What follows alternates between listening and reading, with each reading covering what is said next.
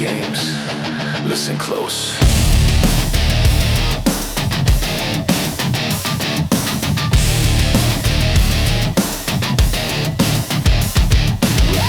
The market is volatile, the stakes are getting high, but we move in silence while the others wonder why. Komodo exchange, yeah, we run this thing like shooting ducks at the range, precise with every swing.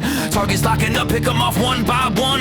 When the smoke clears, the championship is won. No missed shots, we never miss the mark. Lighting up the dark, leave them in the park.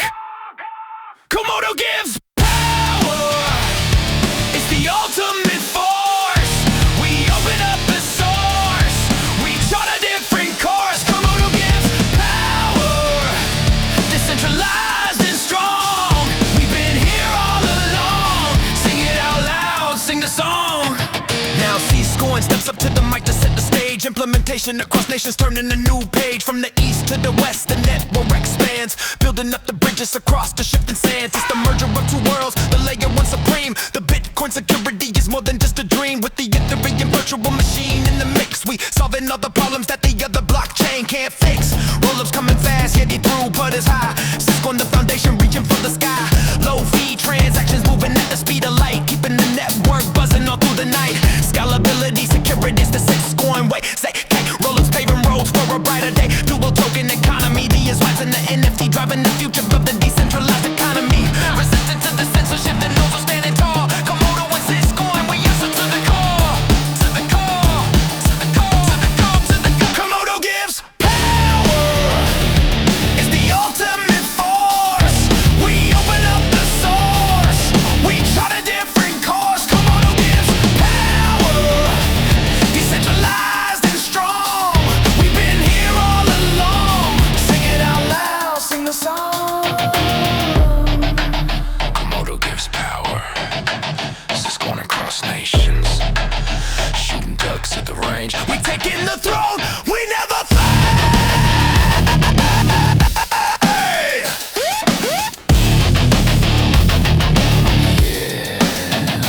We never fail.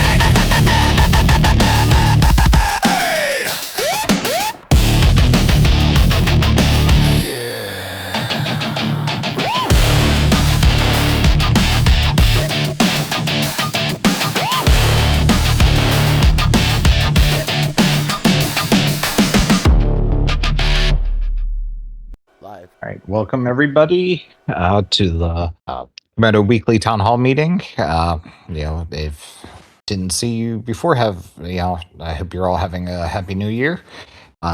There's a little in the way of updates this week. Unfortunately, I've not heard back from Gleek about the Komodo proper, but many of the Komodo community in the past weeks have been working diligently on releasing Komodo Classic, which reinstates the privacy features and active user reward, among other things, to the Komodo chain as it was previously before those changes were made to help its economics and also maintain exchange listings.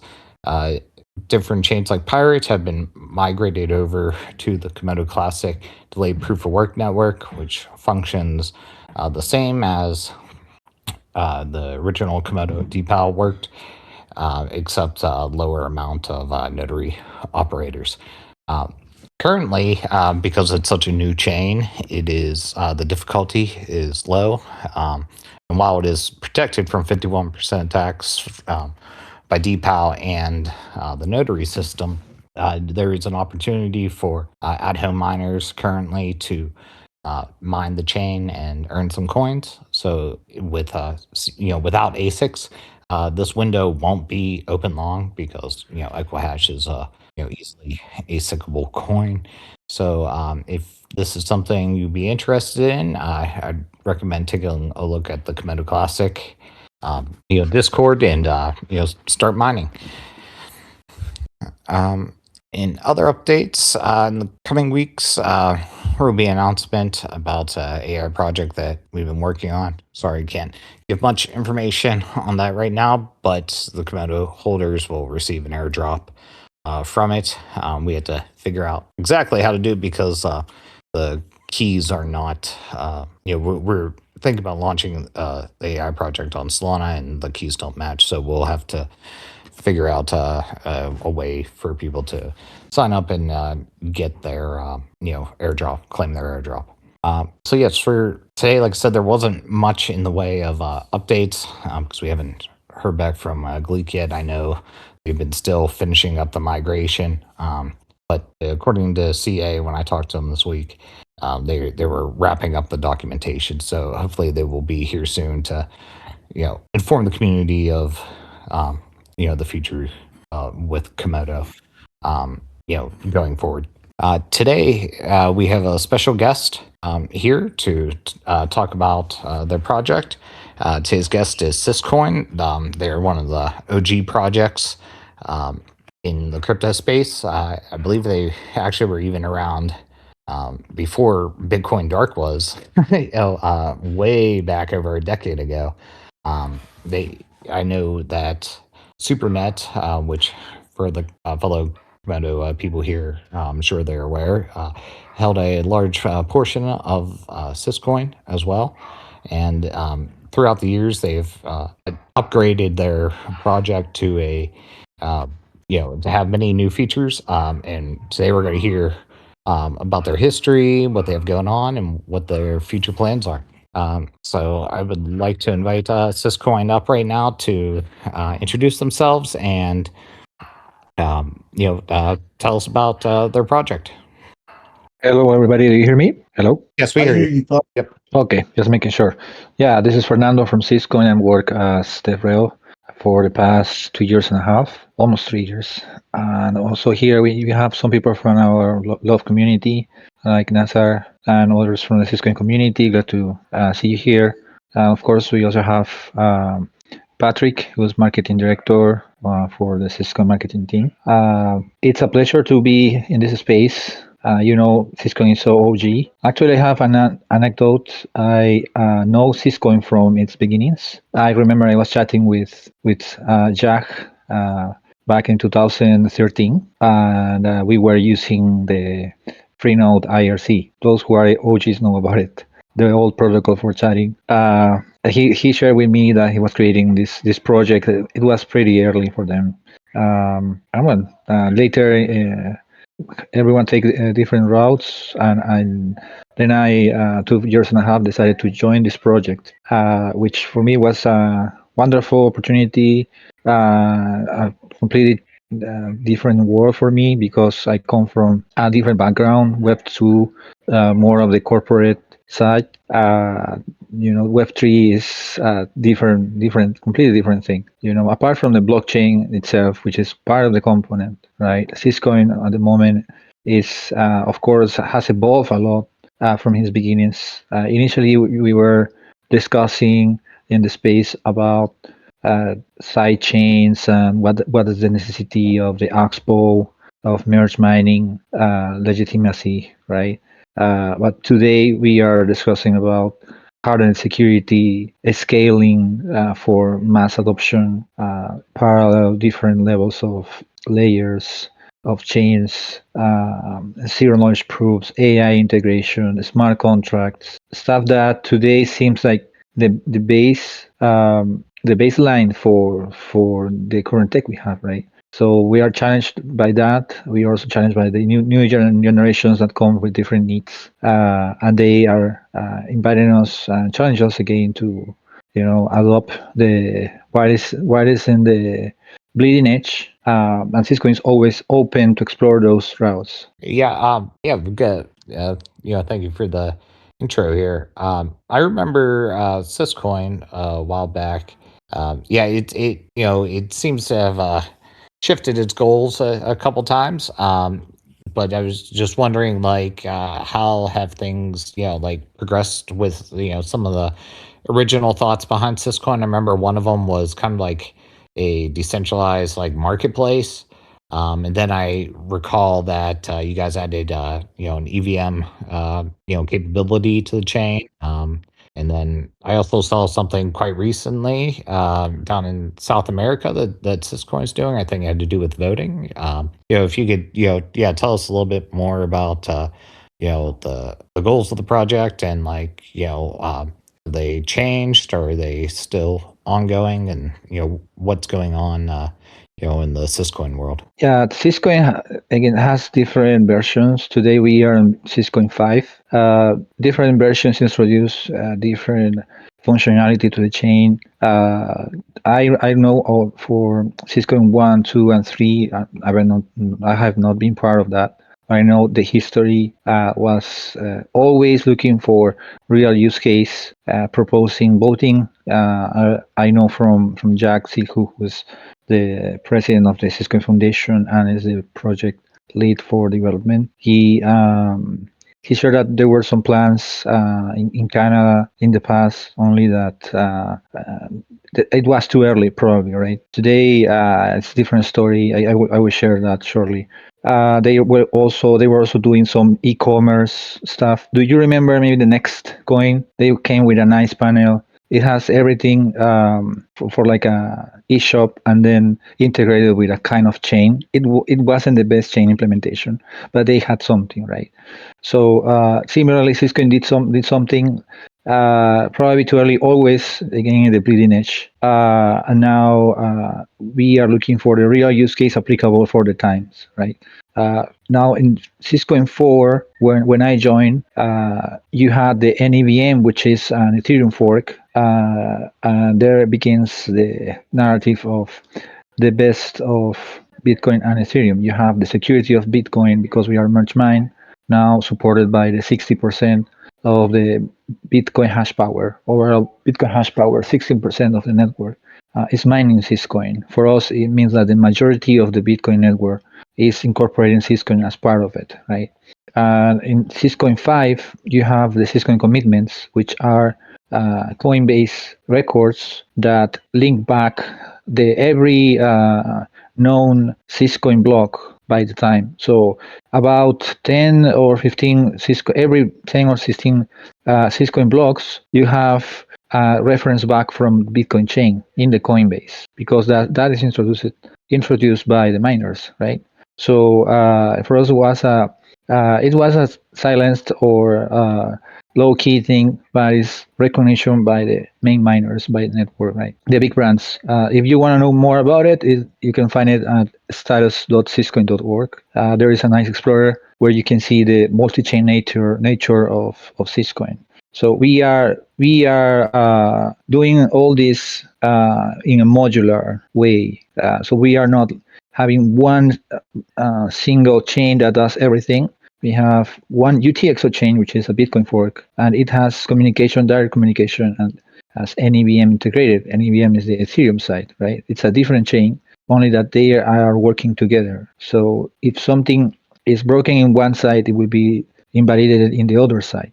Sounds like more fragile, but in practical terms, it makes it stronger. You have the short-term security of the Ethereum side, and you have the long-term security of Bitcoin, right? So now when you have an EVM compatible 100%, you can build on top, right? So we have also introduced in Syscoin 4 after like a year of the launch of Syscoin 4, we got Rolux, the first layer 2 based on Optimism, which has a great milestone for us to demonstrate the capabilities of supporting standard technology, OP-based, OP nodes.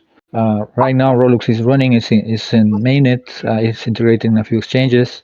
We have some projects launched there, some real dapps, like Super Dapp, which is like WeChat or Telegram on steroids, plus Discord with a Web3 wallet, with military-grade privacy, and other features you can explore. It's worth exploring Super Dapp. It has brought to us the validation for a bigger Web3 ecosystem, right? And then obviously, once you have a layer 2, people start saying, hey, when the layer 3, which is the app chain, right? That's the next thing that is probably the most current stuff and the most relevant for this call. What we are doing with Bitcoin Plus, CKCs, and the hackathons in Latin America, and all the activity that is happening in Africa as well, right? Maybe Patrick can share more info about what's happening in Africa. I am not following up that too much. We also have Stella here, Stella, she's from Africa community as well. They are doing a pretty nice job. They are moving around a lot of universities there, building adoption and bringing mass. Okay. Okay. Patrick says I can do mic, but he will share some text so I can replicate here. Yeah, but regarding Latin America, we have these hackathons in the top Peruvian universities. For us, it was a blessing to have institutional recognition from government pilot linked to the election. As every democratic country, we have elections here in Peru, where I am based. The presidential is every 5 years, and one of our partners, Stamping.io, got a big project to build digital voting solution, and they wanted to have the blockchain attestation or blockchain commitments, right? It is because also the regulations are allowing that. And if you don't know the hashes, what we know as hash, the cryptography proof, mathematical proof that an amount of data has integrity and is not, is immutable, that is now part of the many countries' regulation, only that they are using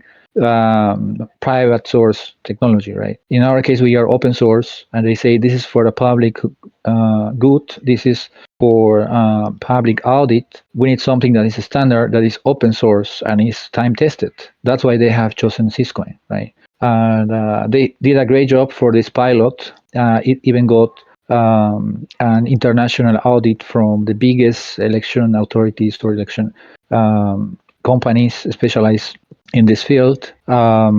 They had done some experiments initially. Now we are looking at what's coming for this year. The plans on paper were for April. Obviously, these projects are huge and they need a lot of different participants in these complex structures to decide on when to release something, considering that this is new, right? It's still new for us, that we are into the Web3, into blockchain, will be something for the day-to-day, but for the big audience, for the all the citizens, majority is not the case. It still is something super different, right? And they need to be educated, they need to be onboarded. So the other side of this comes with the hackathons that we are running also here in Peru, where we are recruiting. Oh, sorry, there is some noise here. We are recruiting students for different universities. They are bringing real use case scenarios, and they are proposing different projects. And we have some bounty for them, some reward if they are chosen by the majority. We are using on-chain voting via smart contracts. Everything is transparent, and they are able to. They are coming from in the middle of their studies. They know programming. They are engineers in practical terms, and now they are looking for their thesis projects, right? So they say, hey, I can do some experimentation here. I can get some bounty, and I can also solve a real problem, and then that builds the basis, right, for the community. And also they are very open to new technology. So they are saying, I'm not going to build in COBOL or the past C++, C# or Java. For them, is past technology, right? If they want to innovate, they need something new. They wanna solve big world problems. So it's very interesting what the Web3 is going to bring now and how they are using this technology for this. So I have a question about the voting. How is it done? I mean, I know one of the issues that typically arises with blockchain voting is that it is traceability, right? That if somebody finds out someone's pseudonymous address, then they can kind of link them to their vote. How does Syscoin prevent that? Is it done via like ZK snarks or something where they can't see who voted, or done through another method? If you could tell me about that, that'd be great. Yeah, I can share some generic information, but applies to all the voting systems. First is depending on the regulations, right? In my country, the voting is secret, is protected by the constitution. So any trial, even voluntary, of disclosing the voting, in the case of presidential elections, Congress, or any authority, it's a felony. So it's prosecuted by law, okay, by law enforcement. So that's the most sensitive and the biggest blocker. We have to demonstrate and speak a cryptographic language in simple words to political authorities. That's the biggest challenge. We can solve that only with education. Okay, that's what we are working on. Liver everywhere. But what happens when you have a device that can be used as a wizard and wisdom of the voting people, like one person trying to vote something, or say, hey, in my case, I am Fernando. Yeah, okay, you are Fernando. Let me take a picture. Of frequently switching between Okay, reading you look like glasses, Fernando. computer glass? It looks like you are alive. Okay, can I have another proof? Can I have your fingerprints? Oh, nice. And can I have your ID? And then it's a lot of information, and people will feel like you are being a lot of invasive with me, right? You're trying to get a lot of info from me. Okay, and so you say all this information to validate that there is a living person willing to do something and it's not being forced. That's the challenge, because we can think of many ways to break that, right? People being forced to vote in one direction, or they can emit or authorize voting, and someone or some virus, some unknown system can change the original intention of the person, and then we have to protect the secrecy of the vote. That's another challenge. So what the Peru solution does is they have systems that have been working for a long time. We have that from the identification authority. It's called the RENIEC. They already have systems for the fingerprints. They already have systems for visual recognition of identity, right? So they have all our bio data. They can identify us when there is a crime or something, but this is not for criminal thing. Once you have all this software, these solutions, and people is used to use that, then you have to convince people to get into the digital system. Initially, you had only 10,000 people, I guess, the past 2 years from about 20 million voters. That's a super low number. But in the past year and a half, you got onboarded about 8 million people into the system, all with fingerprints, with biodata, camera, visual, etc., facial, etc. Okay, that is one challenge solved. Then you need to, of course, use CK proofs, zero knowledge proofs, mathematical proof that somebody is trying to emit a legit vote. There you need a secure communication system. You can read that as an HMC. It's basically the same, but customized for this use case, right? And then you need to prove that you have a number accounting, and there you have blockchain. You have an accounting of all the number of votes emitted, and everything should match, right? The other is there is an additional challenge I can share with you, is the correlation attack. It means that I am able to track the time when somebody has voted, especially an authority or a candidate. I can correlate that to a record in the blockchain. I can probably guess what was the vote of that person. So there have to introduce anonymity solutions, right? Which is aligned to the recent trend on privacy blockchains. It makes a lot of sense. For some reason, they have been banned. Even the Syscoin had to remove some anonymity functionality because of compliance. But now it matters more than ever to have anonymity features in not necessarily everywhere, but in some particular chains should have that, because they are meant to protect identity for these specific use cases like voting, massive voting, and other use cases that are useful for the day to day. So Basically, go ahead.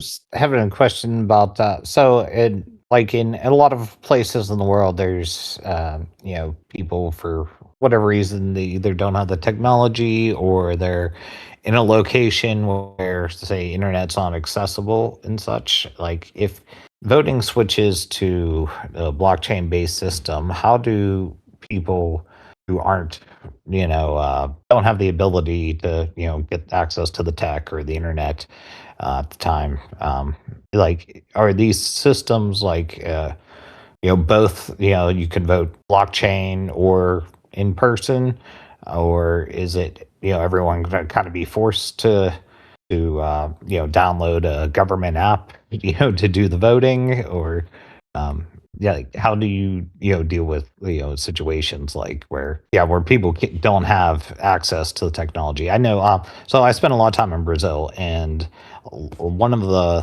things that they have there. Oh, sorry. Yeah, one of the things they have going on there is like it's like legally mandatory to vote, and and you can actually get fined or even thrown in prison if you don't vote, and which to American mind that's kind of insane, but that's how it is down there. And there's cases, obviously, the Amazon, right? There's some village in the middle of the Amazon that doesn't have good internet access or something like. It just seems like that could be a problem. Is this supposed to be a system that's replacing traditional voting, or is it like used in tandem with the traditional methods? And if it's meant to be a replacement, how do you deal with the problem I just mentioned? Yeah, it is used in tandem. Actually, you had to subscribe, and there was a time frame for that. For this trial that has been suspended, we are going to have that later. It's not going to be used for this election. But to the point it was able to be subscribed, you got it till about the second week of December. They got about 10,000 subscribers from around the world, which means even if you have 8 million people in the system, only 10,000 really wanted to participate from a digital solution, right? And it's completely voluntary. Voting is obligatory, so you have to vote, otherwise you get a fine, about $200 fine. And then that's kind of complicated, right? But well, you still have the regular way. In the past, we had to just go vote wherever the government wants me to vote. Now we have options to choose the voting place. Maybe I can propose 2-3 different places that are closer to my city when I am residing, or closer to my job location. You have many people. It's not only the Amazon rainforest. You have people from the military. You have people from healthcare, police, other people that are in critical service. They cannot move during the day of election. Imagine, a nurse that is attending a critical patient. She cannot probably not move and use 2-3 hours, afford 2-3 hours of her time, because somebody needs her critical assistance for surviving, right? And then digital voting would be about 5 minutes for her, probably more viable.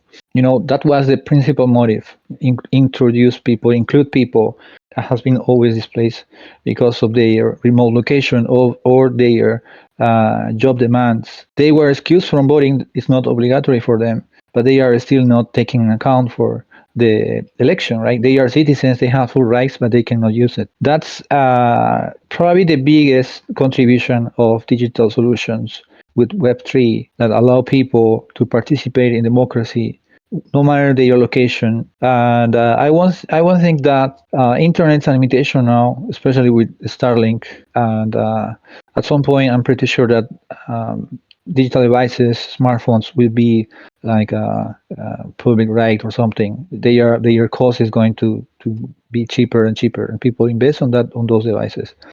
If they cannot afford their own device, they're gonna get some device lended, right?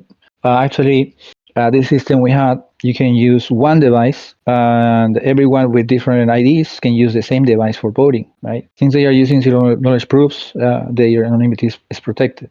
So if you are thinking on a community, and it will cost you about $100K US dollar value to run an election in a remote town that takes about 1 week of a trip. There is no plane there. You have to go by the river.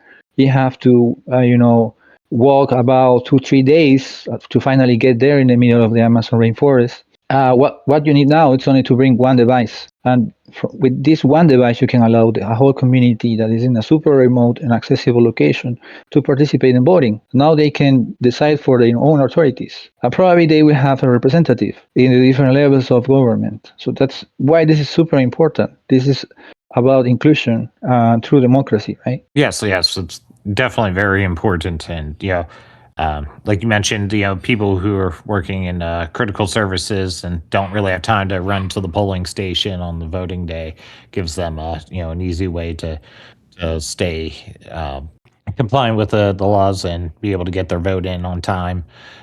So it's definitely a big benefit overall. I totally agree with that.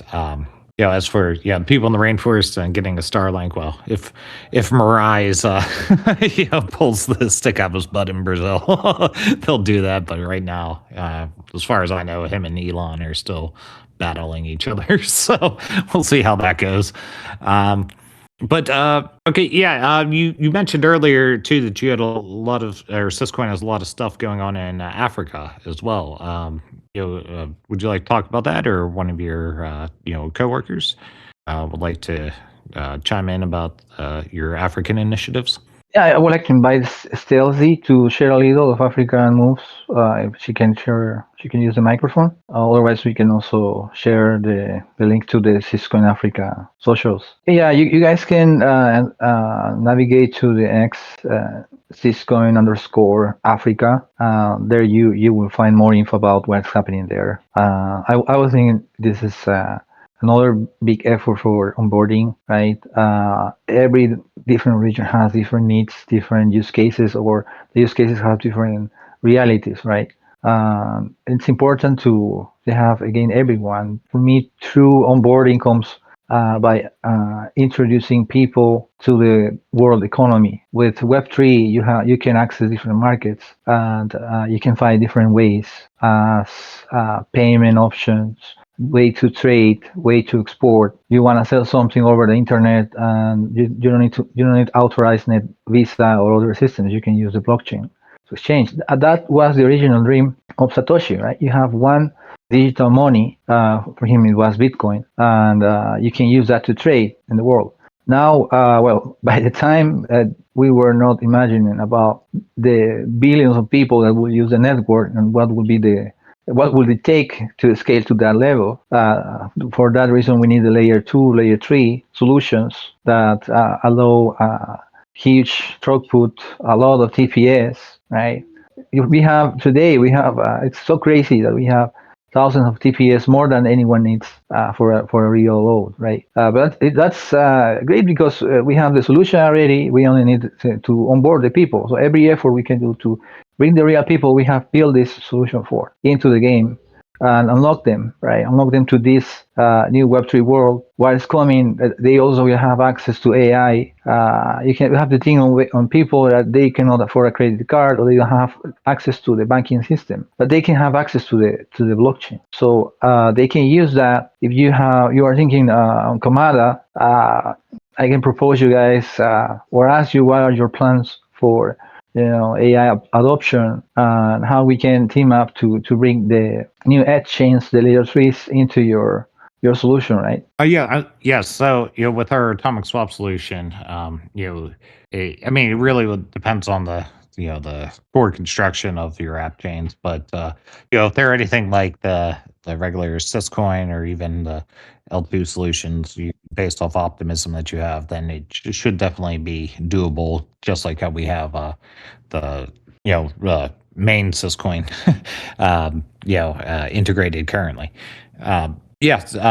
If you guys have app chains, ready to integrate or ready for trading and such, then definitely reach out. One of our devs can help with the actual integration into the Komodo wallet and into the atomic swap framework that we have.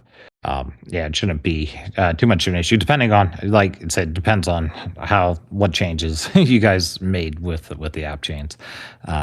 But we have done several L2s and such in the past, so then it shouldn't be too much an issue on our side.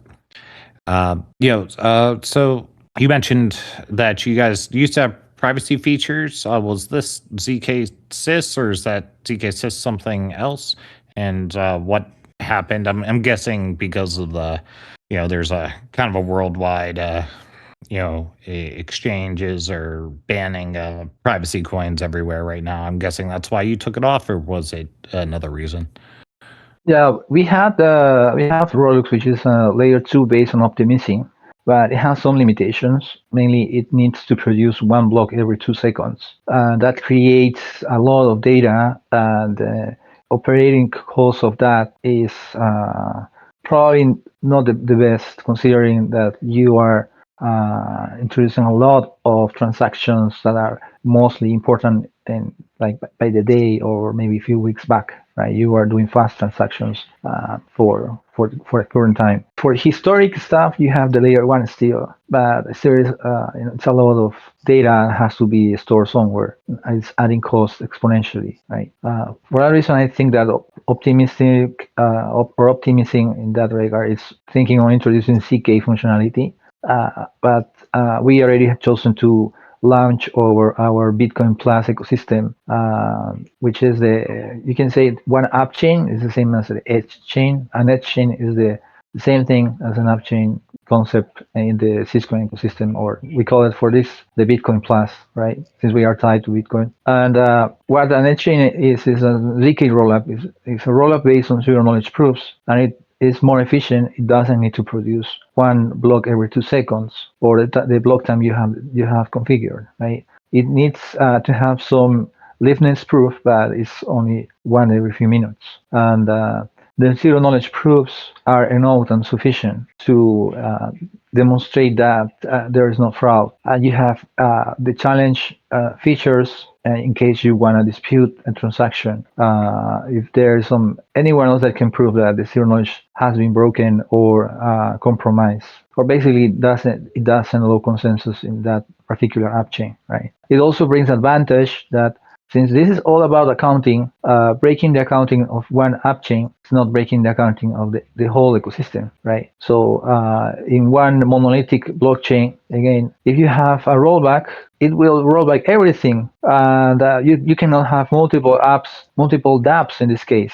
decentralized applications running together at the same time, and you cannot afford a rollback that will stop alter for everyone and cause this huge discoordination. To solve that, you need parallel app chains that have their own accounting, and when they have to solve any, in the case it happens, it's weird, but of course it's still a possibility. In the case of a reorg, it will only affect the particular app chain, right? But they are integrated in a way that they can work together, and they have single accounting in a layer 2.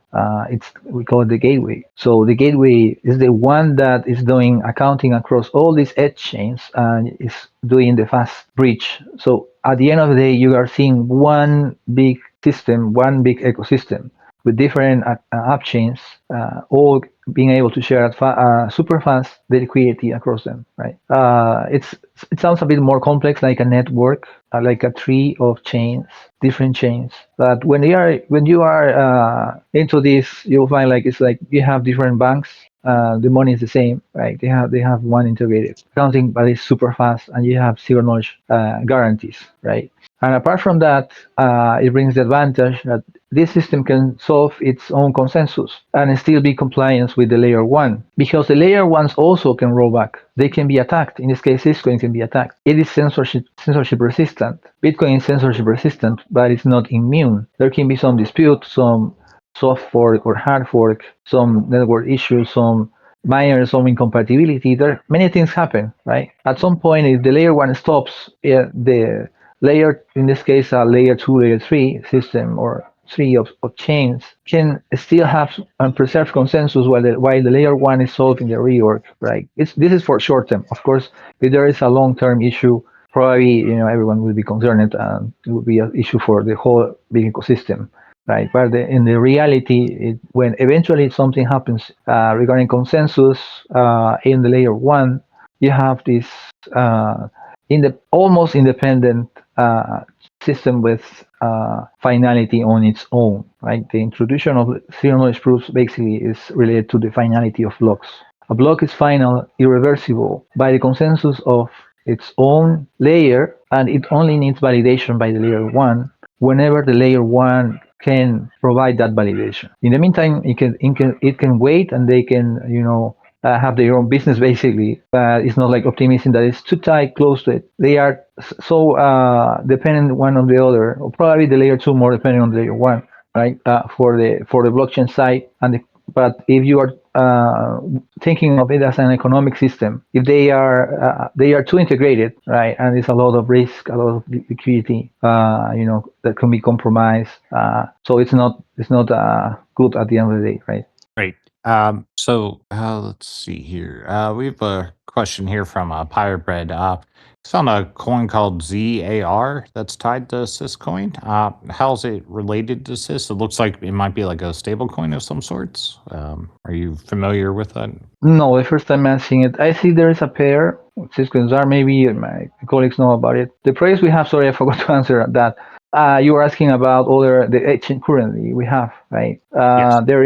There is ZKCs, which will be the first official edge chain, right? Supported by the Cisco Foundation. There you also have Prime Layer. They are more on the DeFi side. They have plans for some privacy. I don't want to disclose too much because they have their own plans, right? But yeah, they are thinking a lot of how to introduce these privacy features, not necessarily anonymity, but privacy.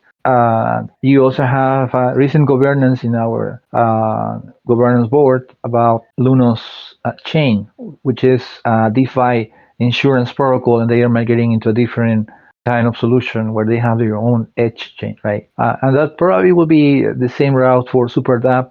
SuperDApp is again a social network implemented in Web3. They can have their own edge chain as well, right? It's convenient for them. They were also were challenged by some of the issues we have with Rolux, some of the big learners we had in the past. They can benefit from having their own edge chain. They can handle their own infrastructure, right? They can operate their own infrastructure and still have the same liquidity in the same market, basically, right? Each edge chain have their own functionality features, particularly to them, right? Different governance systems, different tokens, different gas token. They don't necessarily have to use Syscoin as the gas token. They can use their own gas token because with the ZK rollups, or in this case the edge chains, you have account abstractions, right? Which is a big leap. It's a different way of thinking where your wallet is programmable. So you also have DID integrated, or the basis for integrating your own DID system. So whenever the government institutions that they now, at least in my country, probably the same for many others or a few ones, they are creating different institutions are creating different ID systems. My country, we used to have one as the main, but now we have 3 or 4 because they want to have their own guarantee for identifying people. So they cannot state the identity of one person that is trying to perform an action. And if they know of this technology we have, they can integrate their own system into the chain. So whenever you interact with this particular entity, they are now able to say, "Hey, you are you," right? But not only you, other people that needs to know that you are you. So that it will be kind of like a different way of KYC, not necessarily a KYC in the Web3 language. It's a institutional backed KYC. From there, gates open for a lot of functionality, a lot of use cases, guarantees of a person wanting to do something, or even the recovery of accounts that have been stealed, funds that have been stolen due to hacks or stuff, right? If there are edge chains that support those that functionality in the right way, that makes sense for the users, they can access this, and it's particularly super important for people that is not tech savvy, or they don't have to, understand all the complexities we know as, early adopters. They will have their life way easier, right? They can demonstrate they and protect their property. Or yeah, I mean, yeah, it sounds definitely like a lot of the fundamental pieces that people will need, are built into these, app chains that you guys have going on. We have about, one more question here, and then I'll turn it over to the audience if they have any, and then we can, wrap up the meeting because we're almost at the top of the hour here. But Pirate Brave was wondering, how many tokens does Syscoin have in its environment? Can anybody make a token, or is it just limited to certain projects who want to do an app chain? Are there tokens on Sys itself, and then they migrate over, or like how does it work launching a project on Sys? Currently, the main token is the Sys, right? SYS. It's the gas token, and it's also what we use for governance. From there, you have Super DApp SUPR token. It is particular to that project and ecosystem. There are other projects that are, for example, Pakira. It is still in production. They are putting some stages before launch. They have the tier token not launched yet. There were other tokens we have tried in the past. We used to have some stables. Also experimented the challenges of trusting stable providers. And the plans we have is to implement a secure bridge between Syscoin and others, Bitcoin, etc., Ethereum, others, to Syscoin. Okay, the secure bridge in a way that is decentralized. It is a nice business for centralized bridges because they are big players. They can handle a lot of capital, and they probably can play that game, right? But it has limits, and it's not meant, I think, for the broad adoption. So what we have in Syscoin is proposing an universal bridge, and this universal bridge is using standard security and bleeding edge research. And I think that mathematically it is possible to have a decentralized solution to allow people bridge any token, basically lock in the remote chain. It will be Bitcoin, and then mint the token or bring it into the Syscoin ecosystem, right? With the guarantee that the original token, the original chain, in this case will be Bitcoin, will be Ethereum, any other wants to integrate, is not being moved or double spent, right? You can find more in our homepage in the syscoin.org. There is a link to the Bitcoin bridge. That's the name of the project. It is based on a lot of zero knowledge proof recent research like Growth High algorithms, Growth 16, and other solutions. We have MNT4 for those who know it, MNT4, BW6, MNT6, BS12. Those are generic names. They are specific versions like 12, etc. It's a bit complex crypto, very deep into cryptographics. We are even in conversations with Dr. Sahai, one of the cryptographic authors. The curious is that we realize that there are many solutions. You have all this research published, but they are only papers. Only, I mean, it's a lot of effort, right? It's mathematical research. It's a lot of work. But you don't have the open source implementation. So we are making it public. We are making it open source. We are implementing all the solutions, these curves, and that's what is needed. In the Web3 culture, you need to be able to audit how your funds are being used. What is the smart contract code that is securing and protecting your property, right? Your funds, your holdings. For me, that's the way to go. It's not negotiable. It has to be open source. Okay, if you have a decentralized, secure cross-chain bridge, it's the same. How the bridge works. How are we blocking the token in the original chain? In this case, would be Bitcoin. What's the solution we are using for that? What solution we are using in the other side in Syscoin, and making sure there is a system in place, to allow the move of this liquidity, right? But the most important is that it is viable, it's possible. We are doing the research deeply. I'm going to write this because it's kind of a hard name. It's PGUBC. Right now it's almost ready for production. We have a CPU implementation, which is the easier to do. I'm personally working on the GPU implementation for optimizing the computing.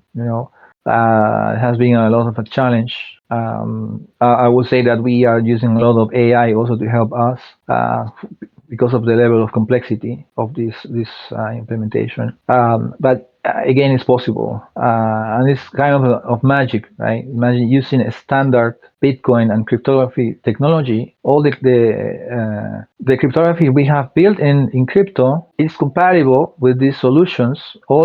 all you need is a well set up CK proof or single knowledge proof system, a circuit that allows to implement the breach and make it secure, that brings the mathematical proofs and the guarantees that nobody will steal your money or do a double spend, and that you can trust that if somebody else is similar to atomic swaps, that nobody else, or somebody that has blocked the token,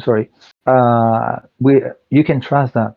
Hey, let's say Nazar comes here. Hey, I locked one Bitcoin, in Bitcoin. And here you have it. Do you want to buy it from me in Syscoin? Yeah, okay. I'm gonna buy it because I can prove that it is true. He cannot do anything about it other than sell to someone else, right? And that when it is sold, nobody will take. He will not do a reversal or anything. He's completely locked into that system that he joined, right? That's good if he is locking a token and he's wanting to sell it, right? And allow all the liquidity to move into the target. And we are not planning to make it only for Syscoin. I mean, you can use it for Syscoin within Syscoin, but of course, from Syscoin you have the exchange, you have the Bitcoin Plus ecosystem. Okay, let's bring those tokens, and we already have that. That's solved by default in the CK rollups. You can break that into the different edge chains available, and they will have again the zero knowledge compatible technology to also validate these proofs, right? If you read the paper of the Bitcoin bridge, you will find more about it. There is a lot of math, some algorithms are a bit complex.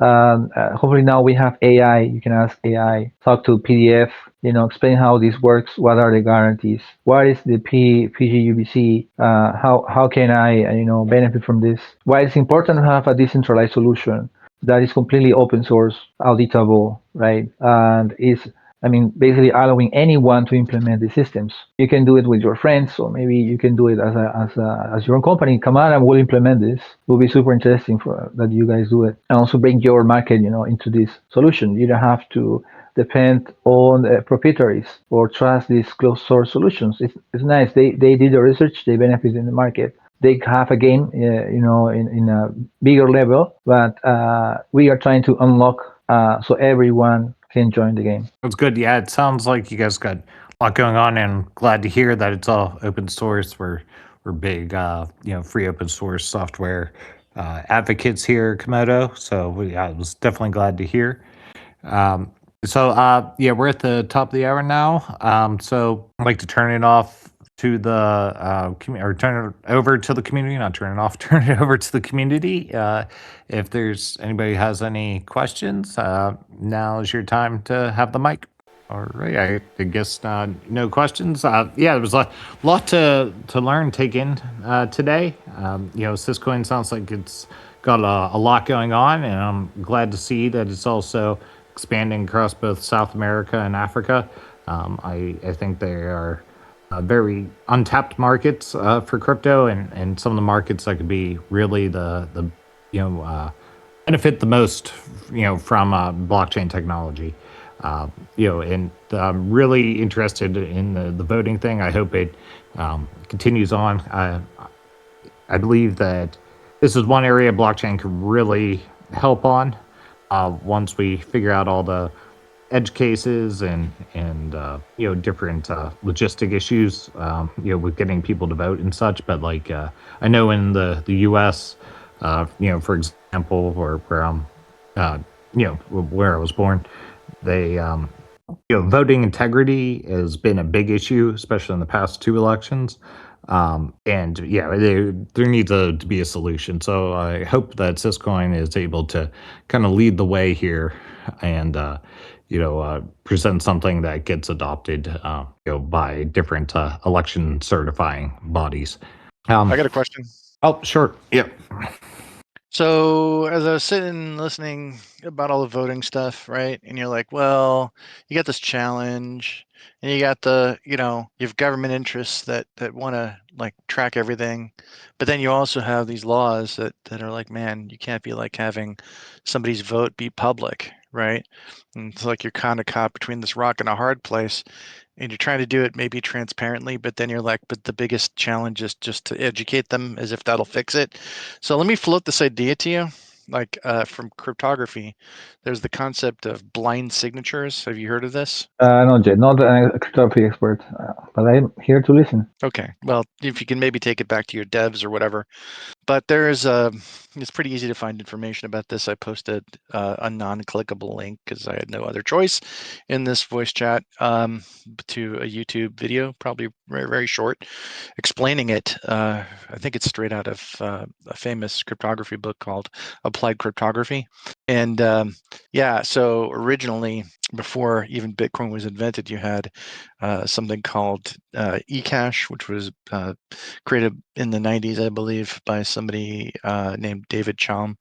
And it was a micropayment system, and it was heavily bank oriented, where you had a system where you could, I think it actually involved RSA encryption, where basically you could encrypt something in such a way or transform it in such a way such that a central authority can see like a serial number on something, or maybe they issue something.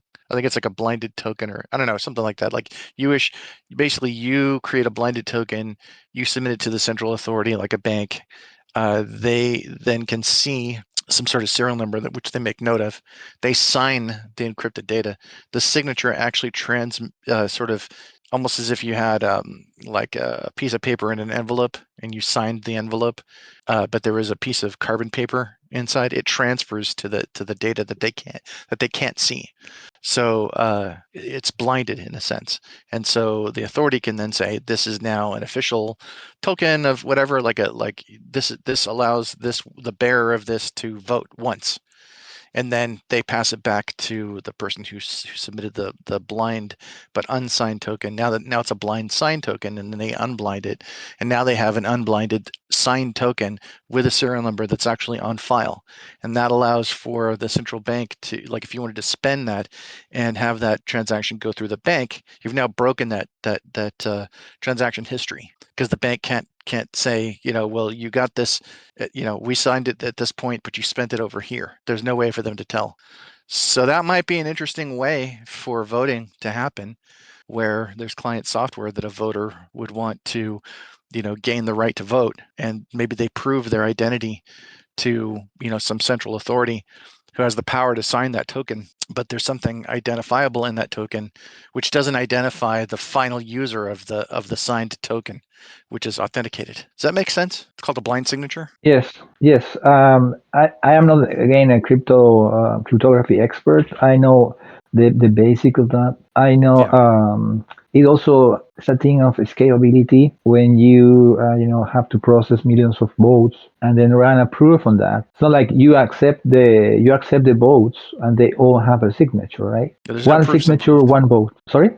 So it doesn't use zero knowledge proofs. Oh, If you're in your thinking of case, that. okay. No. Okay, yeah. It's basically it's really no different than if you had a regular file and you ran PGP on it, and you had already an established digital signature or whatever, like a key. You could use that key to digitally sign that file, PDF, whatever. Anybody could read that file, but you've got a separate digital signature component, like a fingerprint, or I don't know, something basically goes along with it. So it leaves the original document untouched, but if somebody modifies the document, you'll be able to tell, and also you can validate the identity of the person who did the signing, because they had to use their private key. It's asymmetric encryption, so basically you have to use your private key to digitally sign something, and you can sign something that ends up being also clear text as well. So it's very, very lightweight, and so this just adds an extra thing in there, in that the central authority can validate this is a unique thing. We have it on record, right? We're going to take this ID number, we're going to put it in our database for this one token, and then we're going to digitally sign it like you digitally sign anything. But the digital signature also goes through to the clear text, right? But they don't know what they're signing. See what I mean? So the final thing that gets unblinded is the equivalent of like any file that you would sign with PGP. It's just a digital signature. So it can be proved that the bank signed it because it's their own signature. So it's a very lightweight way to deal with a lot of these issues, and it might directly apply to your voting thing. Does that workflow make sense? Yeah, I will take that into account. I know that now that I know about the blind signatures. I'm gonna check I that. posted I posted share a to link my to a YouTube video. If you look in the here voice in the chat, chat. yeah. In the But voice I can't, chat. I can't post clickable links because I've tried that twice in the past, and I'm not a Komodo team admin or whatever, and it instantly banned me for an hour. So I luckily remembered to not fall afoul of that again. Otherwise, it would have kicked me out of this call.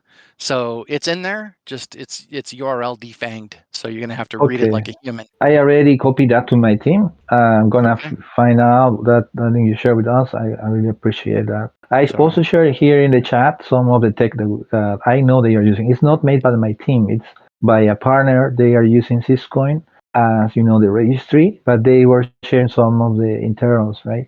So they need to understand how blockchain works. So we are using High, Penderson, and Chameleon hashes. So one thing I want to point out about the blind signature thing is because it breaks that history chain. That's one of them, right? Which is something you're going to want to have as a feature. But a secondary thing, just was on my mind, is that you can't double spend because the bank can see. Imagine like an envelope where the secret piece of paper, it has like a little window where you can see through a little plastic window, whatever, through the envelope where it's right over the serial number. Like maybe it's like a check or something. So they can see the check number. And then they make a note of that in their database and they say this is an unspent thing on record. So if somebody were to try to spend it again, like as soon as the first person spends it, they cross it off their list and they say this has been spent, like this token has been used. So if somebody were to take that and then try to double spend with the same identical signed document with the same serial number, they just look at it and go, well, we've already checked it off. This is invalid. So that double voting based on a single issued token, that's all taken care of. So just wanted to point that out. Yeah, what will happen if for some reason you have double voting, right? It could be a bug in the software that allows you to emit multiple votes. This takes care of that. Yeah, exactly. Yeah, that's another issue. The other is like if you have a device that is recording everything potentially, and you have an ISP, your phone line recording what you emit. Encryption to the device level should be the safest, right? Otherwise, you're never sure if somebody is surveying people votes, even a fraction of them. Well, even with encryption, there's really two main use cases for that. One is transport encryption, and the other one is encryption at rest, right? So you can have transport encryption, but if it's not encrypted at rest, then somebody could mess with it or get access to it, and right. So just it's important not to confuse the two. Yeah, it looks like you know what you're talking about. Let's connect. Maybe we can chat later offline. Sure. Wonderful. All right. Yeah, we're bit beyond the hour now, but would like to thank the guys from Syscoin for coming today. Definitely we've learned a lot, and let us know about your app chains and the composition. I believe that could be added to the atomic swap mechanism. Assuming it's very similar to how Syscoin, the main coin, is. But if not, then our guys can definitely take a look. But thank you for coming today, and we've all learned a lot, and we're glad to have you. I am working as the Alfredo. My role is to make it as simple as possible. Even though I am a developer, I still can complicate stuff. But anytime you guys want to reach out, do have any questions, probably over DM or via our community challenge. I'm also, you notice, I am in this Komodo community Discord for a long time already, so you can tag me here in Komodo as well. I'm gonna do my best to answer any question regarding Syscoin and our ecosystem. And so glad that we have you guys as partners. Let's figure out a way to continue collaborating and expanding our, work together.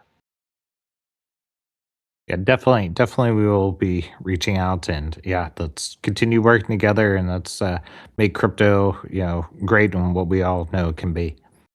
All right, guys, we'll wrap up the meeting here. It's a great town hall. Once again, thank you, Syscoin. And, enjoy your weekend, guys. And we'll be meeting here again next week or Friday at the same time.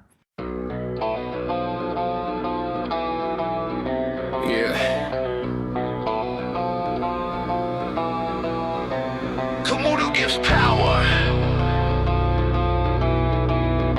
We ain't playing games. market is volatile, the stakes are getting high, but we move in silence while the others wonder why. Komodo exchange, yeah, we run this thing like shooting ducks at the range, precise with every swing. Targets locking up, pick them off one by one. When the smoke clears, the championship is won. No missed shots, we never miss the mark. Lighten up the dark, leave them in the park. Komodo gives power. It's the ultimate force. We open up the source. We chart a different course. Yeah. Komodo gives power. Decentralized and strong. We've been here all along. Sing it out loud. Sing the song.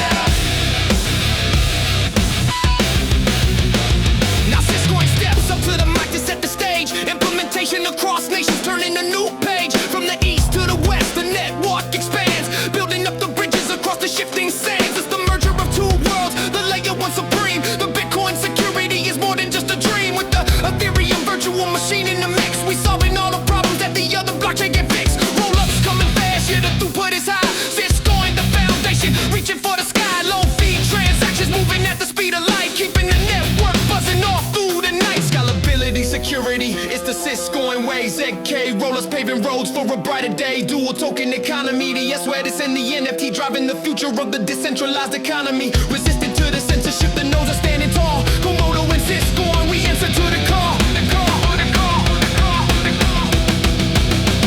Komodo gives power. It's the ultimate force. We open up the source.